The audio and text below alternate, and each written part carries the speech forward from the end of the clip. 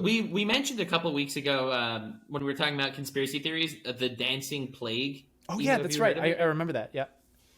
Yeah. So, what's your take on that? Just to sum up, dancing plague, something that happened like 500 years ago or whatever, where a lot of people in a city, everyone just started dancing and they couldn't stop dancing until they literally died of fatigue from dancing. And like people would have to feed them while they were dancing because they could not stop dancing until they literally died. I bought a book a couple years ago that talked about like all the different records that they like the contemporary records they were trying to like recover from people like writing about it. I think it happened is it like Germany-ish area? And so Somewhere in yeah, Europe, I it just think. people couldn't stop dancing. It was like right at the foothills of the Protestant Reformation that was going to happen soon. So I don't know. Like, was there because if you read the book about the fourth turning, the Protestant Reformation is like the 1960s, right? Like 500 years ago's 1960s for us. So Right. I don't know. Was there Right. something in the water? Like, was there? Did the Grateful Dead travel back in time and they just started? I don't know. It's kind of funny. 60-minute jam I band think of tunes this- out in Bavaria. I think of the dancing plague. I just finished my annual rewatch of BoJack Horseman, and like there's this song, "Don't stop dancing, don't stop dancing till the curtains fall," and somebody that sings that song dies. Um, so every time I see that, I'm like, "Oh my god, the dancing plague!" It connects the neurons. So it brings up like something about history that I didn't realize until like we started experiencing it ourselves. So like I remember maybe like 20 years ago, there was I was at this talk and they were it was like don't ask why. It was like this libertarian group, like it was like kind of like college or like late high school, college kind of stuff. They were talking about like libertarian ideas, and I remember distinctly the speaker said there is a case for government in the setting of a pandemic. Like I remember them saying that clearly. And then I remember there's somebody on YouTube. He's a theologian, and it's named Ryan Reeves is the name of the YouTube channel. But he talked about the Black Death, and if you look in early 2020, like just before COVID really became a thing, I think there was a New York Times article that was written about there was a documentation, I think 1400s Italy, where there was a family that was defying quarantine orders by dancing on their front lawn, and the police came and took them away, like, and because you were supposed to be locked in your house. And so like in modern times we saw the analog of that, right? Maybe it wasn't exactly the same, but we saw the analog of it. And in the pandemic records that we have, we don't have records of people doing things like promoting false treatments or saying like, oh, the death rate's not that bad, right? Like that kind of stuff. But I'm almost 100% sure if smallpox wiped out 90% of, Central America, as we were told, like what was in the record to have reflected that there were probably people on the native side that said, oh no, there's no such thing as disease, right? That must have happened, but we don't have written record of it. And so like now that we've experienced it ourselves, it's like, is that like the people screaming about masks or, not wearing masks? Like, is that not going to make it into 200, 300, 400 years later in the future when they read back about the what's big happening difference here? though is today, because of the internet, everyone has a voice.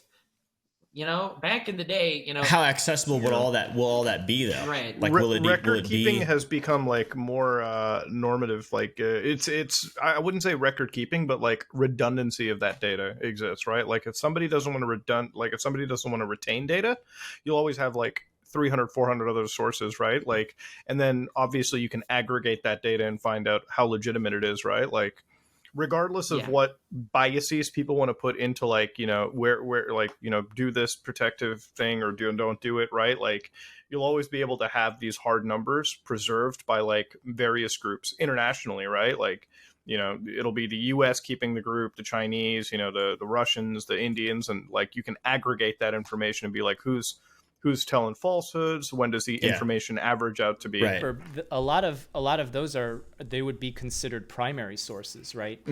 And so Right. the fact that that Italian family was documented to have defied quarantine orders, I suspect, kind of guessing at how people behave in a pandemic, it wasn't just them. There were probably a lot of course people not, yeah. that were defying orders like that. Dancing. And so, like, if they abstract the sources beyond primary, because no one's going to read an Italian, police document from 600 years ago. But what a history book might write is that, everyone was scared of dying from the Black Death, so they all locked themselves in the door, and like that's the end of the sentence. And so like we get the sense of, it really was really awful back then, and there was 100% agreement that you had to stay inside. And that could happen to us in our time, where somebody like 100 years down the line would just say, oh yeah, the respiratory infection killed so many people that everyone just stayed inside, and that led to all the other problems that came up. They'll and then, ignore the whole like protests and everything that we've Right. Over half basically of everyone just not even. Yeah, that I've been thinking about that a lot. And my cousin actually lives with me, is like a war expert. He studies a lot of like historical war stuff.